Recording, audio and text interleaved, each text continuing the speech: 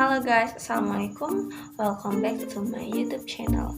Dan pembahasan kali ini gue bakal sharing, bakal ngoceh-ngoceh banyak, nggak banyak sih, dikit aja, tentang tips dan trik gimana caranya bisa dapet IPK besar. Jadi dapet IPK besar itu adalah salah satu mungkin dari banyaknya goals kalian untuk kuliah. Apa sih? Absensi. Jadi absensi itu penting banget guys, karena ada beberapa kampus, ada beberapa dosen, dan ada beberapa kurikulum yang memberikan bobot nilai tersendiri untuk sesi absensi. Jadi kalau gue dulu itu kehadiran itu punya bobot sendiri. Jadi kalau misalkan kita itu full hadir di salah satu mata kuliah, itu kita bisa dapat nilai plus gitu. Jadi absensi itu perlu diperhatikan banget. Jangan sampai izin kalau nggak mendadak banget, atau kalau nggak urgent banget. Usahakan jangan izin, kecuali kalau kita sakit ya, itu baru it's okay gitu kan, karena ya udah musibah gitu. Kuliah itu sebenarnya bener sih, emang nggak harus pintar. Kenapa gue bilang gitu? Untuk dapat IPK besar itu nggak harus pintar, tapi harus rajin. Karena cuma kalau pintar tapi lo males ngerjain tugas, karena udah ngerasa pintar dalam gak usah ngerjain tugas, UAS gue juga nanti nilainya besar. Nah ini nih PR-nya. Jadi lo tuh nggak harus pintar-pintar banget sih ya, pintar aja nggak apa-apa. Yang penting lo tuh rajin ngerjain tugas. Jadi setiap tugas tuh lo kerjain dan lo kumpul tepat waktu. Terus setiap tugas itu biasanya dosen itu bakal ngasih poin. Jadi ketika kita selip nggak ngerjain satu tugas aja, itu bakal berpengaruh banget sama poin di tugas kita, termasuk kuis.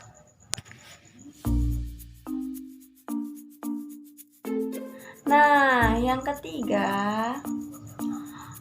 untuk bisa dapat IPK besar, kalian harus punya kenalan cutting. Kok kenalan cutting? Ngapain sih cutting? Gue nyebelin gitu kan, gue di ospek mati-matian, gue males tegur sama cutting. Jangan kayak gitu guys. Jadi kita harus open minded, karena gak semua cutting itu toxic, dan gak semua cutting itu seburuk yang kita pikirin gitu. Jadi apa sih pentingnya kakak tingkat? Jadi gini ya, walaupun kita itu lebih pintar dari kakak tingkat kita, tapi mereka lebih berpengalaman dibanding kita. Kenapa? Karena mereka sudah melewati step yang belum kita lewati. Misalkan kita masih semester 1, mereka sudah semester 3, atau mereka udah semester 5. Berarti kan mereka tuh udah melewati masa-masa yang belum pernah kita lewati. Secara nggak langsung mereka sudah tahu dong apa aja sih lika-liku yang ada di masa ini, apa aja sih plus minusnya ada di semester ini. Dan yang paling penting adalah mereka tuh sudah tahu karakter dosen, sudah tahu tipe-tipe tugas, tipe-tipe UAS itu kayak mana. Nah itu yang perlu kita korek-korek tuh, atau kita cari tahu dari kakak tingkat. Dan terlebih lagi kalau kita punya kenalan kakak tingkat, kita bisa sharing. Apalagi kalau misalkan kita kenal sama kakak tingkat yang memang notabene itu rajin dan lumayan pintar gitu. Jadi kita bisa sharing, minta pendapat dan lain-lain. Dan yang paling penting adalah kita bisa sekalian minta kasih tahu dosen ini tuh kayak mana karakternya, terus tipenya kayak mana, terus kalau ngerjain tugas dosen ini tuh supaya dapat nilai besar kayak mana, supaya dapat poin besar kayak mana. Nah itu kita tanya tuh ke kakak tingkat kita. Dan lebih bagus lagi kalau misalkan kalian pinjem tuh catatan perkuliahan kakak tingkat kalian. Jadi kalian pinjem catatannya. Biasanya kakak tingkat yang rajin, untuk orang-orang mahasiswa yang rajin itu mereka ngumpulin tuh arsip-arsip tugas, terus arsip UTS, arsip UAS, arsip-arsip makalah, arsip-arsip jurnal, paper dan lain-lain. Nah, disitulah kalian bisa sharing sekaligus bisa pinjam artikel-artikel, tugas-tugas, catatan-catatan mereka. Karena mungkin hampir 70-80 bahkan 90% dosen itu materinya sama. Dan biasanya tugasnya itu pun gak jauh beda. Paling yang beda ya kita aja sebagai mahasiswa yang menganalisis. Gitu sih, karena pengalaman gue punya beberapa kakak tingkat dan gue juga punya beberapa kenalan adik tingkat, itu kayak gitu polanya. Jadi gue itu sharing sama kakak tingkat, nanya dosen ini kayak mana sih, terus boleh gak sih mbak atau kak gue pinjem catatan kuliah lo gitu. Dan itu benar-benar berfaedah banget gitu. Apalagi misalkan kayak buku gitu kan, kita nggak perlu beli, kita bisa pinjam gitu, karena kan buku-buku materi kuliah itu lumayan mahal dan lumayan banyak gitu kan. Terus ketika ada adik tingkat gue nih juga deket sama gue, nah gue kan tipe orangnya memang yang ngumpulin tuh, harus ngarsipin kuis, UTS, UAS gitu kan, gue arsipin tuh. Jadi adik tingkat gue tuh pinjem catatan kuliah gue di semester 1, semester 2, semester 3, dan plus gue kasih tuh buku-buku juga arsip-arsip UAS. Jadi gue juga kaget, tiba-tiba adik tingkat gue tuh laporan bilang ke gue kalau ternyata soal UASnya itu sama persis sama soal UAS gue tahun lalu. Gila nggak tuh? Jadi dia tuh benar-benar dapat bocoran soal dong, bukan cuma kisi-kisi tapi benar-benar bocoran. Dan dia memang lumayan mahasiswa yang lumayan rajin dan IPK-nya juga besar gitu, ditambah lagi dengan usaha dia untuk mempelajari yang teman-temannya belum tahu, dia sudah tahu karena dia memang kenal dan punya kenalan, punya channel kakak tingkat gitu.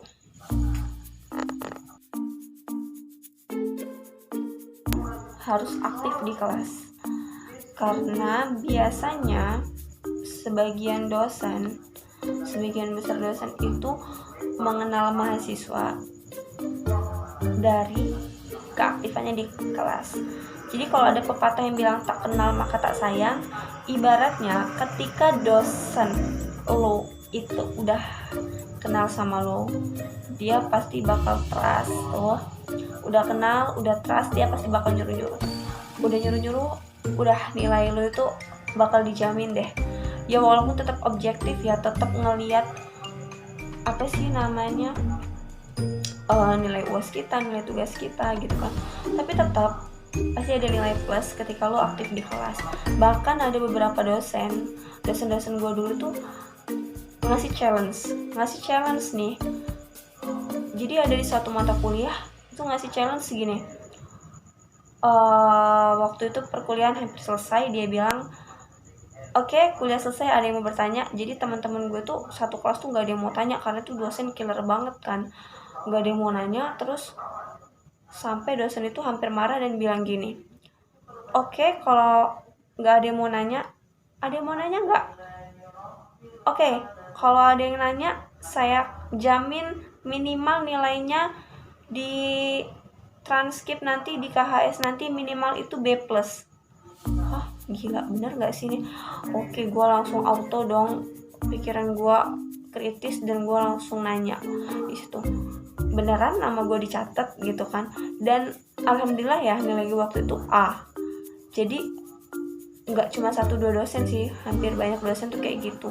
Jadi ada nilai tersendiri untuk keaktifan mahasiswa gitu. Jadi harus aktif di kelas. Oke, Oke, untuk tips yang terakhir dari gue supaya bisa dapet IPK besar, ini yang mungkin sering banget lalai dan juga mungkin gak kepikiran nih sih sama mahasiswa gimana caranya supaya bisa dapet IPK besar. Kadang ini tuh gak kepikiran, apa ya, jadi ini yang harus benar-benar dijaga, jangan sampai ini tuh terjadi.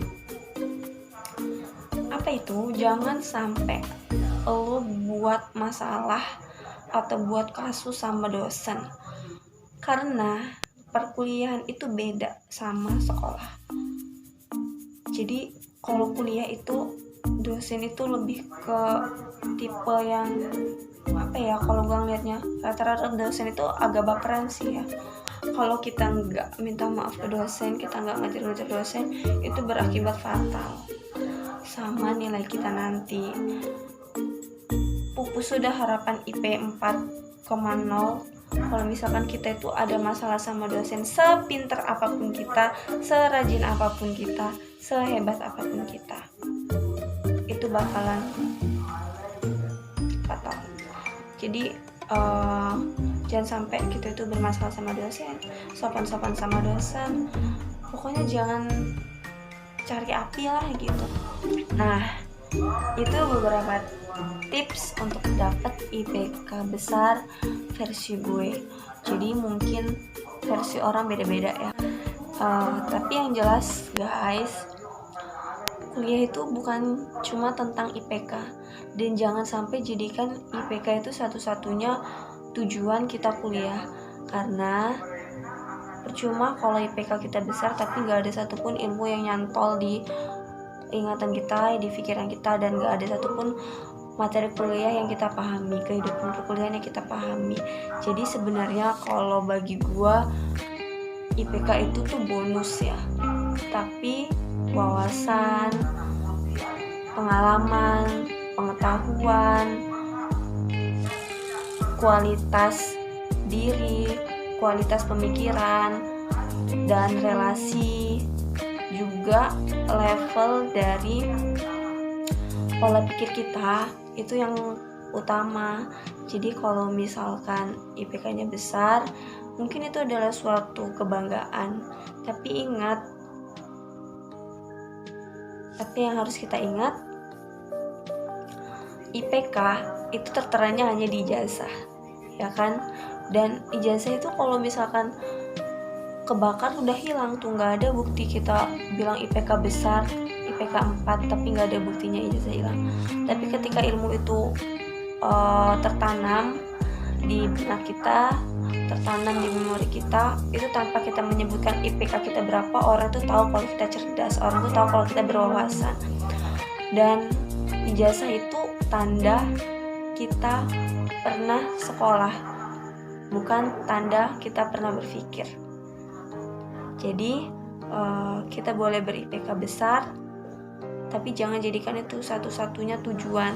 Tapi kita harus tetap mementingkan apa yang kita peroleh supaya bisa kita amalkan, supaya bisa kita aplikasikan dan bisa bermanfaat untuk banyak orang. Ya, jadinya ilmu yang bermanfaat. Kalau IPK yang bermanfaat itu buat kita sendiri. Tapi kalau ilmu itu bisa kita share ke orang banyak dan bermanfaat untuk orang banyak. Oke? Sekian dan terima kasih, semoga bermanfaat.